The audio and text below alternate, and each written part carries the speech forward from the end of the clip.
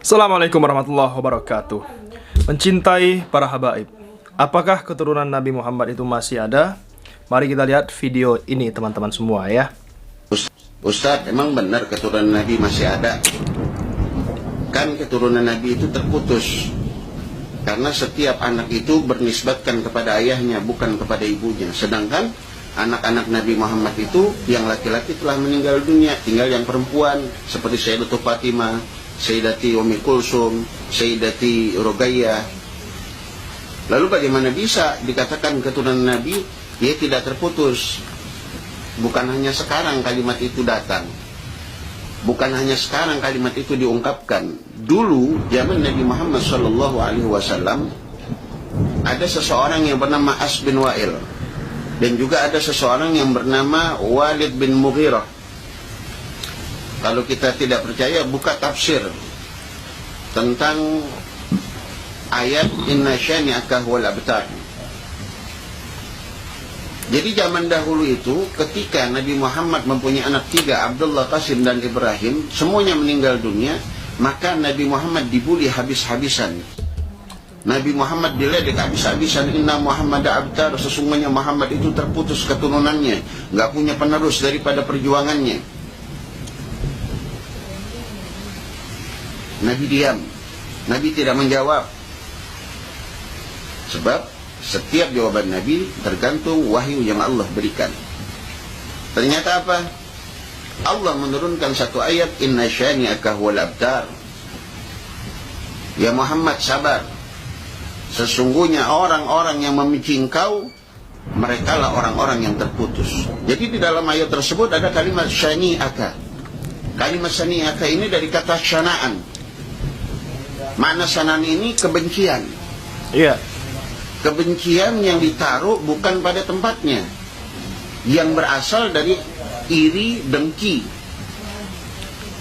Di zaman dahulu itu sudah ada. Makanya abtar ini kebencian yang tidak mendasar, kebencian yang tidak ditempatkan pada tempatnya, kebencian yang lahir dari sifat iri dan dengki terhadap seseorang. Nah, mereka iri kepada Nabi, mereka dengki kepada Nabi, sehingga mengatakan keturunan Nabi terputus.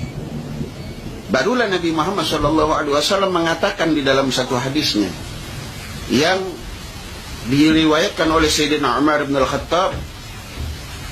Hadis ini diriwayatkan oleh Imam Tabrani. An Umar bin Al-Khattab radhiyallahu ta'ala anhu, sami'tu Rasulullah sallallahu alaihi wasallam yaqul, kullu bani unsa fa inna asabatahum li abihim ma khala walada Fatimah fa inna ana asabatahum wa ana abuhum. Bahkan di riwayat lain, redaksi lain dikatakan fa inna ana asabatahum wa ana abuhum wa ana waliyuhum, bahwa sesungguhnya setiap anak-anak yang lahir daripada rahim ibunya yang perempuan itu, mereka dinisbatkan kepada ayah mereka. Ma khala walada Fatimah, kecuali anak-anak daripada Sayyidatul Fatimah, mereka bernasabkan kepada Sayyidatul Fatimah. Nabi mengatakan, fa inna ana asabatuhum wa ana abuhum wa ana waliyuhum. Aku yang menjadi asabah mereka, aku yang menjadi ayah mereka, aku yang menjadi wali-wali mereka. Ini saya dengar dari kecil, dari guru saya Sayyidul Walid Al-Habib Al-Barkah Bahrul Fahamah, Sayyidul Walid Al-Habib Abdurrahman bin Ahmad bin Abdul Qadir As-Segaf. Jadi gak bisa saya diracuni dan kami-kami diracuni dengan kebencian kepada habaib. Jadi zaman Nabi udah ada tuh namanya As bin Wa'il, udah ada namanya Walid bin Mughirah. Nah, mereka diputuskan nasabnya. Maksudnya apa? Nggak punya anak, mereka punya anak. Mereka punya anak. Walid bin Mughirah punya anak 11, semuanya tidak meneruskan dia perjuangannya daripada Walid bin Mughirah untuk membenci Nabi Muhammad. Bahkan anaknya mencintai Nabi Muhammad yang bernama Sayyidina Khalid bin Walid. As bin Wa'il bencinya kepada Nabi Muhammad, namun kebencian itu tidak diteruskan kepada anaknya, sehingga anaknya menjadi orang yang mencintai Nabi yang bernama Sayyidina Amr bin As. Dan kebencian ini terus berjalan. Setiap zaman, setiap waktu ada orang yang membenci keluarga Nabi Muhammad. Bahkan ketika terjadi Karbala, semua keluarga Sayyidina Husain dibantai, dibunuh, digembar-gemborkan pada saat itu sesungguhnya Husain sudah tidak punya keturunan. Rasulullah tidak punya dzurriyyah. Ternyata Allah selamatkan satu anak daripada Sayyidina Husain yang bernama Sayyidina Ali Zainal Abidin.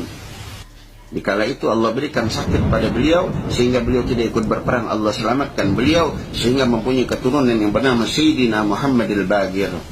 Lalu punya keturunan lagi namanya Sayyidina Ja'far Shadiq. Lalu punya keturunan yang lagi yang nama Muhammad An-Najib. Sayyidina Muhammad An-Najib punya anak namanya Sayyidina Isa Ar-Rumi. Sayyidina Isa Ar-Rumi punya anak namanya Sayyidina Ahmad Al-Muhajir. Keturunan Nabi yang pertama kali hijrah ke Yaman sehingga dinamakan Al-Muhajir. Lalu Sayyidina Ahmad Al-Muhajir punya keturunan, di antaranya Sayyidina Ubaidillah bin Ahmad bin Isa Al-Muhajir, dan sampai kepada Habib yang kita kenal pada saat ini. Jadi kalau bicara kebencian kepada Habib dari zaman dulu sudah ada. Kebencian kepada Dzurriyyah Nabi sudah dari dulu sudah ada. Jadi jangan mau kita adu domba, diprovokasi untuk membenci keluarga Nabi Muhammad. Ini zaman-zaman fitnah. Hati-hati. Kiai, ulama, habaib sedang diadu domba, sedang diprovokasi. Sebab kenapa? Tameng agama, tameng Islam, kekuatan Islam ada di habaib, kiai, dan asatiz, serta umat-umat yang mencintai para habaib. Mereka ingin menghancurkan, memecah belah. Jadi hati-hati. Ketika kalian ingin selamat, cintailah dzurriyyah Nabi Muhammad. Sebab saya pernah mendengar perkataan guru saya daripada hadis Nabi Muhammad sallallahu alaihi wasallam, "Man mata ala bughdi Ali Muhammadin mata Yahudiyan aw Nasraniyan." Siapa orang yang ketika mati masih menyimpan kebencian kepada dzurriyyahnya Nabi Muhammad, keluarganya Nabi Muhammad, maka ingat dia akan mati dalam keadaan Yahudi dan Nasrani. Naudzubillah min dzalik. Ayo kita buang masalah-masalah itu. Dan antum yang menggembar-gemborkan putusnya nasab Nabi Muhammad, tanggung jawab dunia akhirat.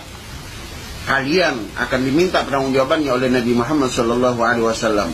Kalian telah menyakiti keturunan Nabi Muhammad. Hati-hati kalian. Sebanyak apapun ilmu yang kalian punya, sehebat apapun kealiman beliau kalian, sehebat apapun karya ilmiah kalian, tetapi kalian telah memecah belah umat dengan habaib. Hati-hati. Ya, semoga Allah berikan hidayah mereka, orang-orang yang membenci habaib, sehingga mereka cinta kepada habaib, agar dunia ini Allah berikan keselamatan. Assalamualaikum warahmatullahi wabarakatuh. Ustaz, Luar biasa, luar biasa. Yang jelas gak ada ruginya kita ya mempercayai bahwasanya nasab para habaib ini benar-benar tersambung kepada Nabi Muhammad SAW.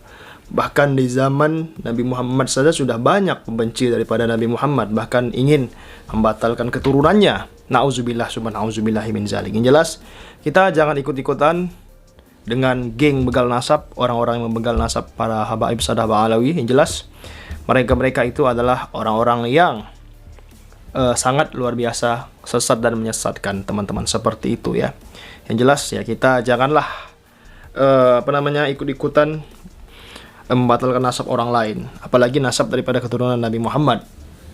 Lebih baik salah mencintai daripada salah membenci. Sekian video kali ini, semoga bermanfaat. Jangan lupa subscribe dan tebuskan 100.000 subscriber. Terima kasih. Assalamualaikum.